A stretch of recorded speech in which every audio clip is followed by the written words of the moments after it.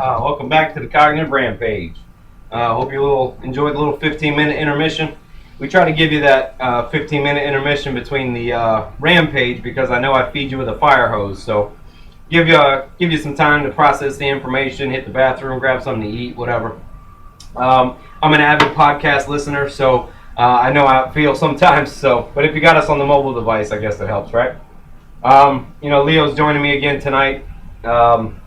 We're going to continue the conversation about anger and resentments, and kind of walk down the road of anger, and see where it takes us. Like I said, our sessions generally tend to go deeper into psychology, deeper into the psychology aspects of whatever my rampage was.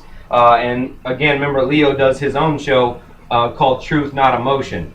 His show goes off. He broadcasts at 6 o'clock on Thursdays. Then I go off at 6:30, and then we do the sessions. But I think Leo's he's somewhere in the back of the studio over there doing something. But he'll come out in a little bit. But there I am. I'm here. Right. Coming in. All right, good looking, man. Oh, well, it's just kind of letting them know. We were sitting out there for a little bit talking. There you go again. Back. There you go again. You don't like it over here, do you? No, I don't. All right, I'm cool. I'm here. You moved to that. You're still in the frame. I'm in frame? Yeah. All right, good. Yeah, you slide over there, and I'm like, where'd you go, man? I don't know. This works. This is fine. Are you angry? Frustrated. No, seriously. That was a really good show you put on last time. Thanks, man. And yeah, it's sort of like it covers a lot of bases. Yeah, I mean, I saw it was 17 minutes, and I'm like, well, it's supposed to be 5. Yeah. But I guess when you're talking about anger, it goes deeper. It goes all over the place. Well, I mean, the whole world's angry. It's true. It does seem like everyone is angry. Everybody. I mean, we're saying irrational statements by saying everybody. Sure, we know that. But the idea is, the world seems, at least let's say, I don't know, there's wars everywhere, I guess. So everybody's pretty pissed. Yeah, I mean, if you for every country in the world, assume that's a person with a different belief system, a different way of looking at things. Wow. And you're just one person for each country, but that belief system, that culture, and everyone wants to believe they're right. Wow. And no one's listening to them, so they feel frustrated. Think about it like that, man. Instead of all the millions of people in each country, one each. Each country is one person and their beliefs in that. Oh, shit. Yeah. And they put them all in a room, and they're having a debate who's right. Right, who's telling the truth and hence what's going on. Right, and they get closer to that fear line that you talked about. Yeah. Then that fear starts to, create a feeling of resentment because they're not really validating what I believe in. Yeah. And then I start making assumptions about what they're really saying. Right. And those assumptions are fueled by those resentments, which then that starts percolating. Mm-hmm. And here comes the anger, not too far behind. So.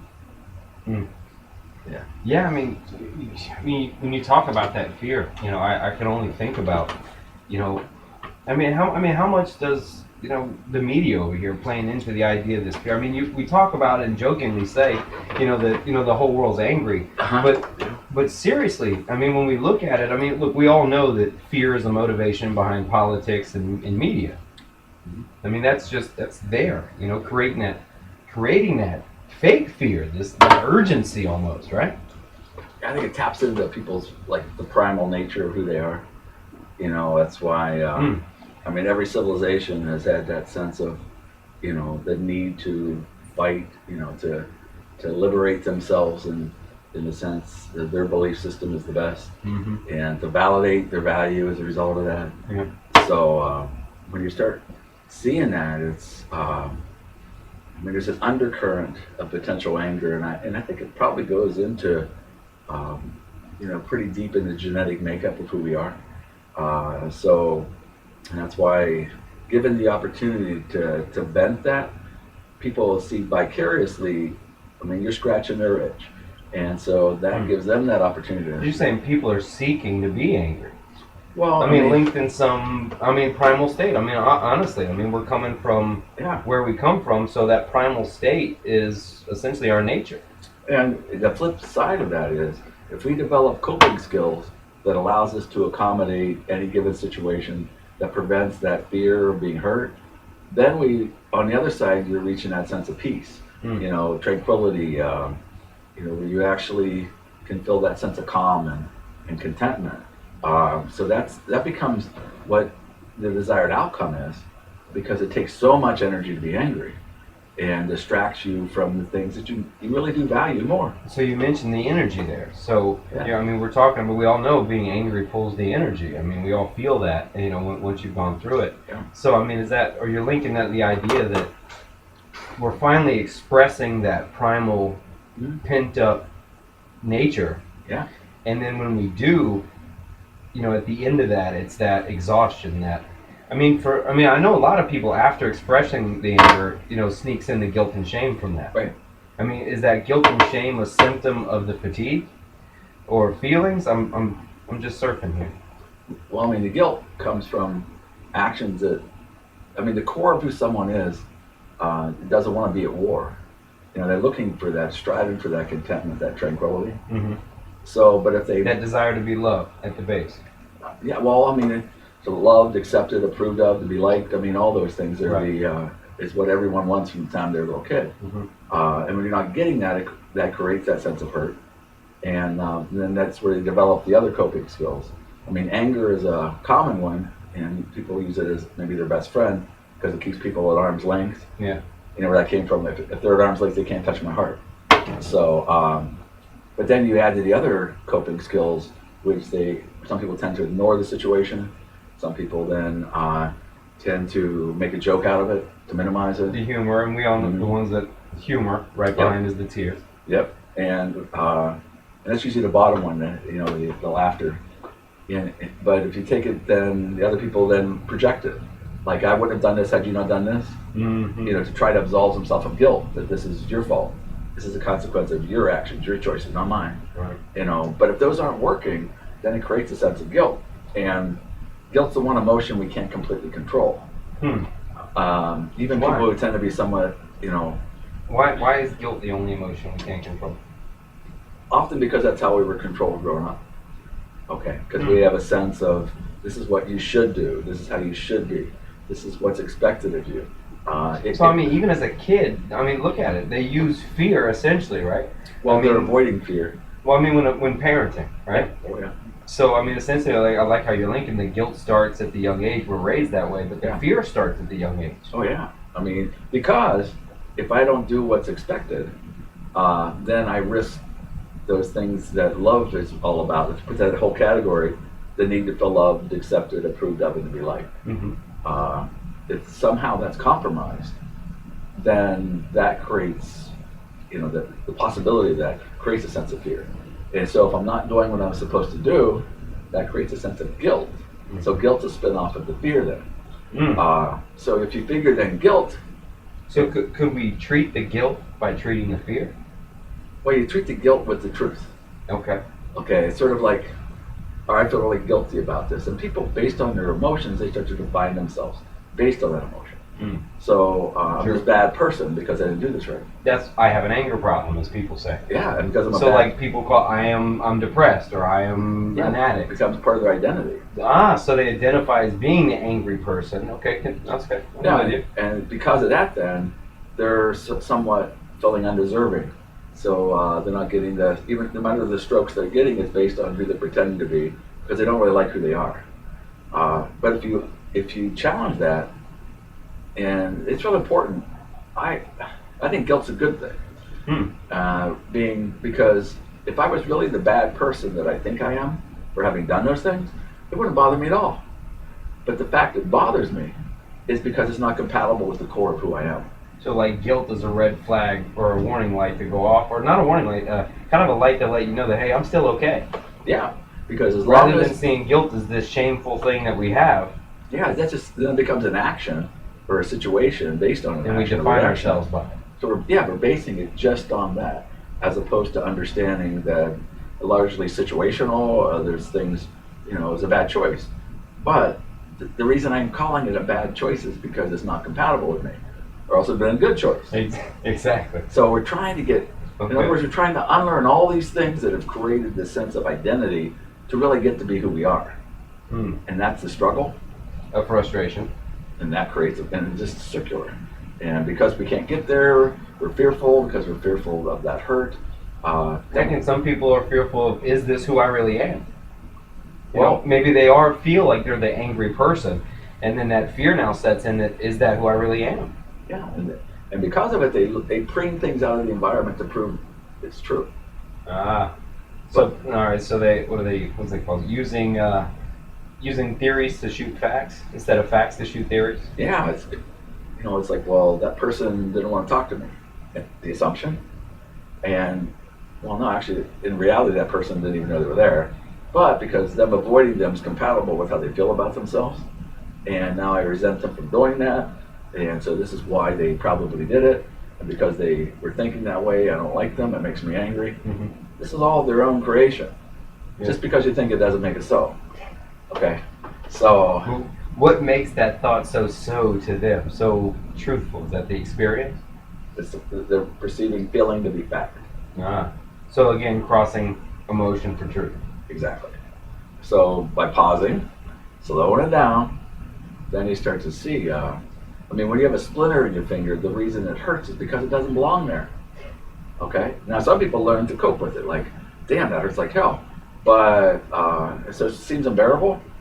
But little by little, they learn how to tolerate it. And then, I can't get it out right now because I don't have the thing to get it out. So then they just sort of normalize it. Yeah, I got a splinter in my finger. But if they're leaving it in there, it becomes part of how they identify themselves. So instead of learning to accommodate that, whether it's a splinter in your finger or a rock in your shoe, Mm-hmm. you can walk funny, or you can just stop and take the damn rock out. Stop. Pause. And question, why is that rock in there in the first place? In fact, why don't I take it out? Yeah, absolutely. Instead of just saying, well, yeah, I got a rock in my shoe. Because of that, I walk funny, and because of that, everyone else walks normal and I don't, so I don't like who I am. So walk that up the anger tree, up the anger weed. And so walk that same example up that. I don't know how somebody would do it. Use the rock metaphor as it, but correlate it to what we talk about with anger and resentments and. Well, it's on your other side where you're talking about your beliefs. Okay. So if my belief is that I'm a person with a rock in my shoe, then as a result, I have certain experiences because of that. And those experiences are largely predicated by the wiring I have. Mm-hmm. And because I try to justify an emotion, then if I believe that emotion is separate from other people's emotions, I'm different, not in a good way, because they walk a lot better than I do. So if they have to mention, you probably don't want to go.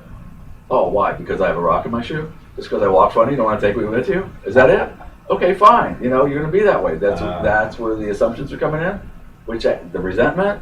Okay, so that person keeps making them feel something they don't want to feel, so they push them away with anger to protect themselves from that frustration, the anxiety, which then leads down to that fear line, because right under it's the hurt. Because, it hurts to be different, but instead of accepting difference, learn how to take the rock out of your shoe. You're only different because you perceive to be. It's not what we're thinking, it's how we're thinking. So if you can pause long enough to realize, why am I leaving this rock in my shoe? In fact, why don't I just take it out? So, but the reason it hurt is because it didn't belong there. That's the guilt. That's the guilt. So guilt, okay. Yeah, if I was, if I felt no guilt, it's because there's no rock in my shoe. Or I'm a person that was born with a rock attached to my foot. Okay, well then it wouldn't bother me at all because that's my foot. And that's who I am. Yeah, but the reason this hurts is because it doesn't belong there. And so hence again, the guilt is the good sign that the good part of you still exists. Exactly. And so be thankful the guilt is there. Yeah. And we're not a borderline sociopath. Yeah, because if anyone else felt bad about doing that, you probably like that person. Hello, that's you. Okay. So, but you got to separate situation from self. With that separation, you get clarity. And that gives you a sense of awareness, that self-awareness of your own core. Explain the situation from self.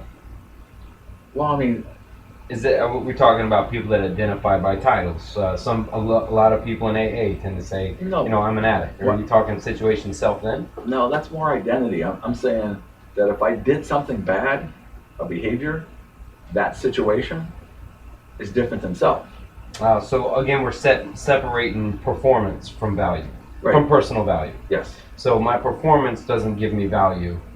That doesn't define who I am. Exactly. That's what it's an aspect of who I am, but it doesn't define who I am. And in the United States of America, you are defined by your performance. And that, I think, is, again, preaching to the media, the society, how we preach our norms, is that, look, if you perform well, then you are valuable. Yeah. And when I share that with clients in groups sometimes, I get that, what do you mean my performance doesn't define who I am? Are you kidding me?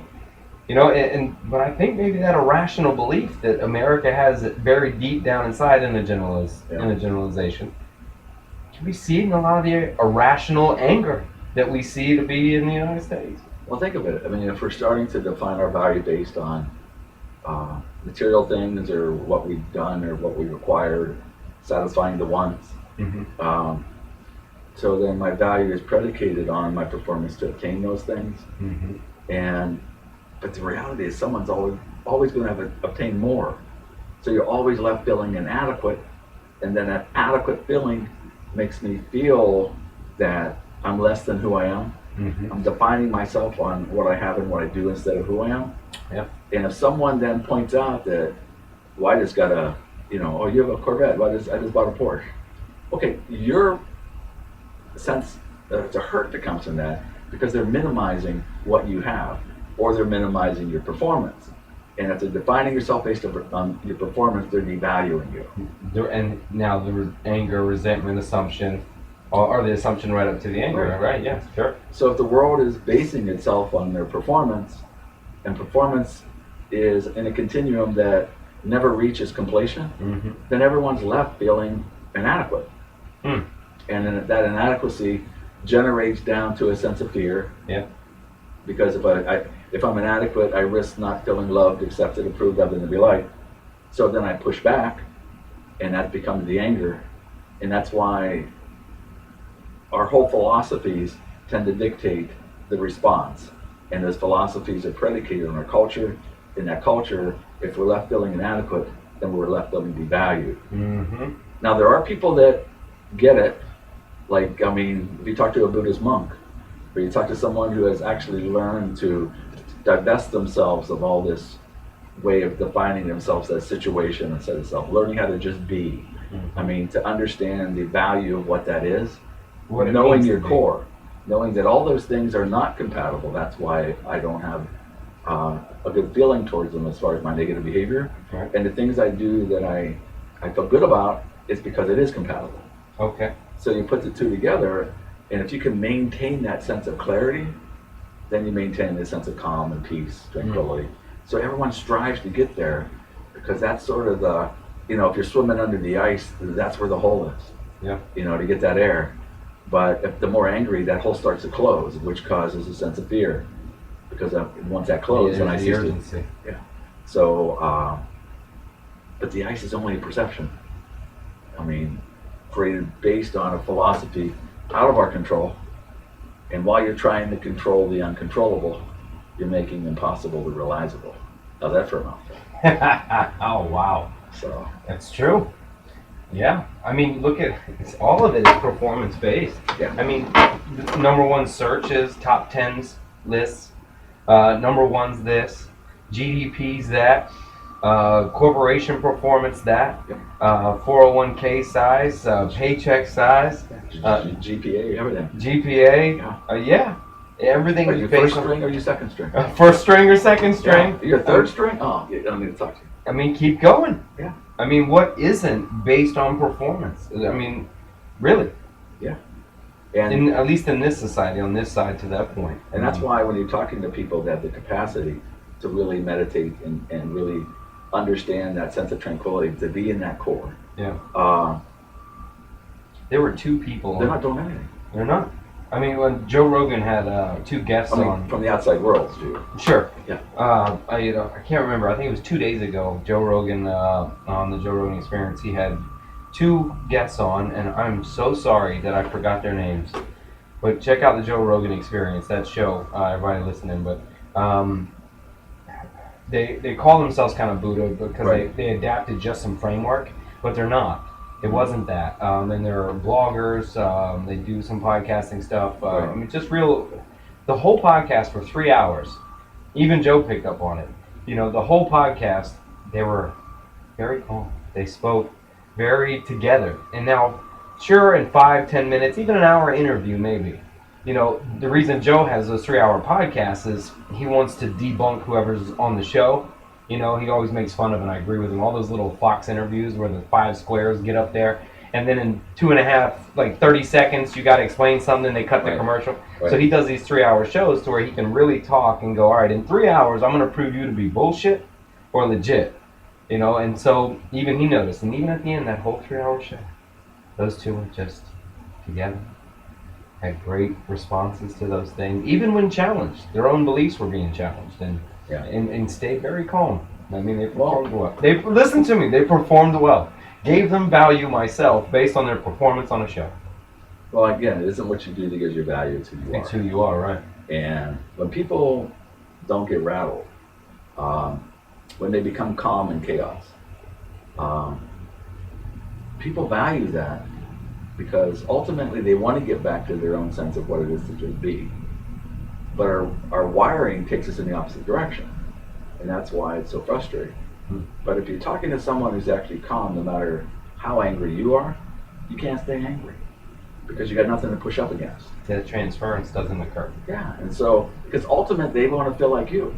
So in other words, if they're angry and you're calm, and calm is much more valued even intrinsically in them, then you're outperforming them. So the only way that they can equalize the performance is to be calm. And that's why when you're dealing with someone that's upset, you becoming upset is just going to escalate it. Because now the transference is allowed. And it's the other direction. And counter-transference. So you get this back and forth and you build up to that explosion. And why it's escalating? Because you're thinking of your next chess move. Right. So they just said this, and you're anticipating what that is, so I'm going to trump them on this. Right. We're mentally boxing. Performing. And the only one, then you have to win the argument.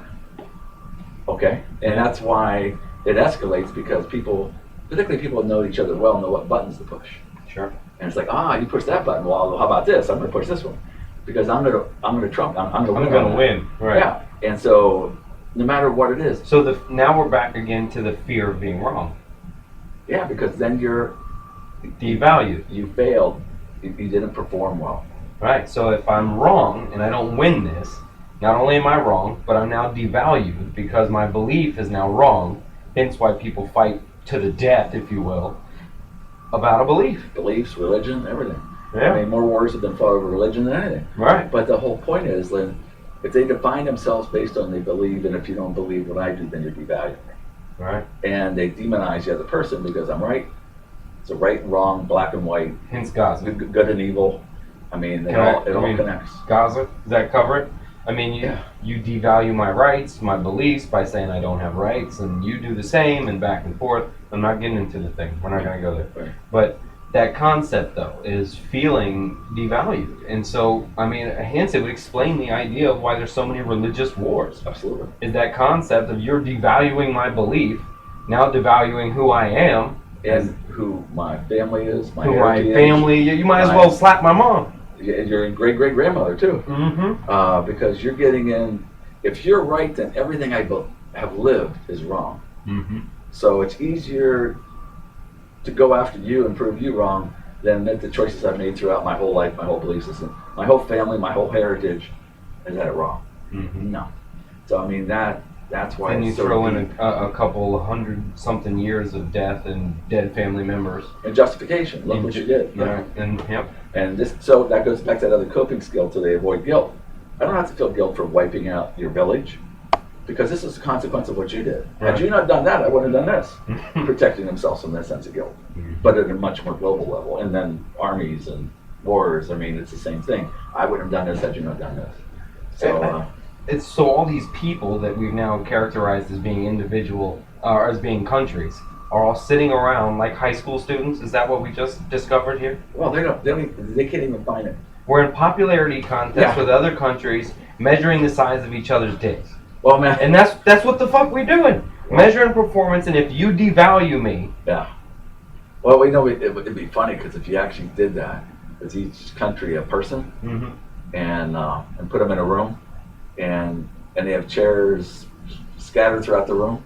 Now they're competing for what chair they get and where they're sitting. And who gets to sit at the head of the table? And why are you going to sit there if I don't get to sit And there? they probably figure it out by performance, Yeah, right? so that whole structural therapy, like Minuchin and stuff, you get into that, okay, where you are willing to sit defines where you are in the hierarchy of things. Right.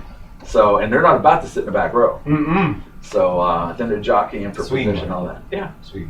So we always, no matter what we're doing, is a competition.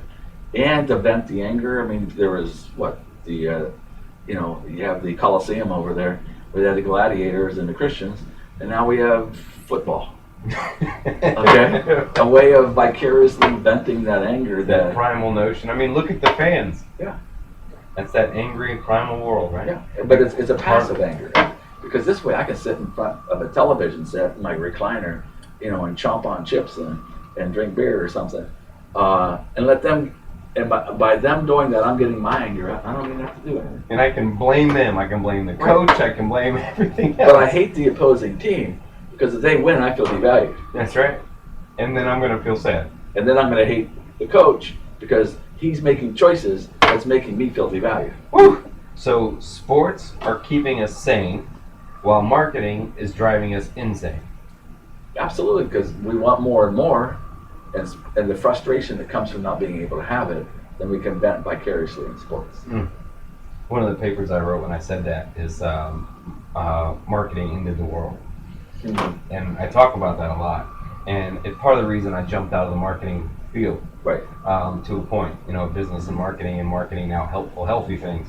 But I talk about marketing into the world because when you look at it over a long period of time, when the ideas of marketing religion started the wars, ideas of marketing these ways of belief of how you should be, all the way up to today, right, where we market, if you don't have these products, you're devalued. Right? And so now we're creating mental health disorders based on anxiety and depression, based on social norms and beliefs of what we should be and should have. Again, what's marketed to us through media, products, etc. Well, again, the whole culture is against any kind of a homogeneity. They don't want everyone beige. Okay, so it's set up through capitalism, through how it is to separate people. We separate. Classes, blue collar, white collar, Republicans, Democrats. Right, it's all the team choosing. Right wing, left. Joe wing. says that all the time, and I love it. Why do we feel the need to choose a side? Yeah, absolutely. But if you don't choose a side, don't forget that innate need to be right. Mm-hmm. How am I going to be right unless I'm on a side that wins? Because they're trying to find that answer from the outside in instead of from the inside out. So there you go, Joe Rogan. You asked the question, why do we always have to choose sides in the team? It's a decent answer, I think. I know you've had many guests on. You've had many guests on there answering it too. So I don't want to front, but there's another great answer about why we do that. It's intrinsic to who we are as people. Could it even go back to the evolutionary part of how we stuck together in tribes for survival? Yeah, but don't forget that tribe was in competition to his other tribe. So you had to choose a team or die. Survival of the fittest. Right. Which is a competition. And the bigger your team. Yeah. And if you survive, you continue to exist. The other person, you go to extinction. So it's almost like a need for survival based on the earliest elements. And that's why, the whole sense of natural selection and everything that comes from that is you have to win. You have to be the best or you cease to exist. In other words, if I don't win, then I cease to exist. My value ceases to exist. So in the beginnings, we linked this to the primal evolution of our species, of the idea of survival to win, or survival just to live, has now progressed into outperformance for job salary. It starts because in a sense we're still having to live to survive. We're just not being eaten by something. But we're eaten by our own expectations. And we're being eaten by our own minds and our emotions. Absolutely. Yeah. So, but it starts way back. The first time those two little amoebas decide to climb out of the water, who's going to get to the beach first? That's right. That's when it started. And if you didn't, well, that's because I'm better than you. Okay, so you might as well stay in the water. Right. And then it just kept building from there. And because of our intelligence, our creativity, our resiliency, our adaptability, all these things add to the matrix that everyone's trying to believe is that's what I'm supposed to do. But the more they search for that meaning out there, the further away you're getting away from the solution, which is what exists in here. The truth. When they know their own sense of truth and they can live in that and be at peace with that, and not, if people think differently, fine. I mean, that's their truth. So understand, as you talked about, and we talked before, the idea of wiring. I mean, all those people in that room from all those countries, everyone's wired differently. But everyone's trying to understand the other person based on their own wiring. That's why it doesn't make any sense. If they would do that. And you know the Republicans are doing their best to try to understand where the Democrats are coming from. Yeah. And vice versa. Right? Yeah. So no one's trying to understand where anybody else is coming from. Because then there's no competition. No competition. And then no one can wins. That's it. But can you imagine if they actually sat down and understood we're all wired different with different experiences, therefore we have different beliefs. We may have to break up some of these concrete beliefs so we can actually get along. Right. And that's you mean use reason? I mean, that's saying let's agree to disagree. Mm-hmm. People don't. It's like no. That means I don't win. Okay. So the only person that's going to say that is the person that thinks they're losing. Right? You want a stalemate? Yeah, let's go with the tie. Because if not, then I lose. I lose in 4 moves. I get that now. Let's just agree to disagree. That's right. Then the person hears that and goes, "Oh, you must know you're losing. Where's the move?" Now they get more aggressive. Right. But we are a fucked up species. Well, we're very aggressive, simple. And that need to survive goes back to that survival. And that's what I tell my clients to tap into, is that primal need for survival. But I both link it to enthusiasm. To tap into that primal need to exist. Yeah. And when you tap back into that, you can find that life again, that enthusiasm again. Right. And where the motivation then comes to exist is you get to that point of anger, and then anger's not always destructive. I mean, if I say I'll be damned if I'm going to keep doing this, right, that anger propels me into a positive direction. Right. So that's what I meant. It's not what you're thinking; it's how you're thinking about it.